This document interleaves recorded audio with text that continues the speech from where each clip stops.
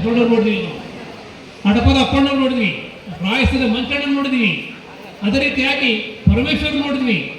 ಹೀಗೆ ಅನೇಕ ಕಲಾವಿದರನ್ನು ನಾವು ಇವತ್ತು ಈ ಒಂದು ವೇದಿಕೆಯಲ್ಲಿ ನೋಡ್ತಾ ಇದ್ದೀವಲ್ಲ.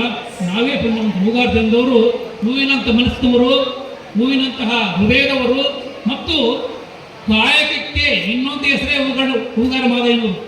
ನೋಡ್ರಿ, ಶಿವ ಪ್ರತ್ಯಕ್ಷವಾದಾಗ ಹೂಗಾರ ಮಾದಯ್ಯ ಏನಾದರೂ ಜನ್ಮ ಜನ್ಮಾಂತರದಿಂದ ನಮಗೆ ಶ್ರೀಮಂತಿಕೆಯನ್ನು ಕೊಡುವಂತೆ ಕೇಳಬಹುದಾಗಿತ್ತು. ಆದರೆ ಅವರು ಅದನ್ನು ಕೇಳಿದವರು. ಅವ್ರಿಗೇನು ಕೇಳಿದವರು? ಕಾಯಕವನ್ನ ಕೊಡ್ಲಿ ಎನ್ನುವಂತ ಒಂದು ಹೇಳಿರ್ತಕ್ಕಂಥ ಮಹಾನ್ ಶರಣ ಯಾರಂದ್ರೆ ಹೂಗಾರ ಮಾದಯ್ಯ. ಹೂಗಾರ ಮಾದಯ್ಯನ ಶ್ರೇಷ್ಠತೆ ಏನಂದ್ರೆ, ಶಿವ ಸಾಕ್ಷಾತ್ ಶಿವ ಗಣಪದವಿಯನ್ನು ಕೊಡ್ರಿ ಅಂತಕ್ಕಂಥ ಒಂದು ತಗೊಳ್ಳಿ ಅಂತ ಹೇಳುವಾಗ ನಿರಾಕರಣೆ ಮಾಡಿರ್ತಕ್ಕಂಥ ಏಕೈಕ ಶಿವಚರಣ ಹೂಗಾರ ಮಾದಯ್ಯ.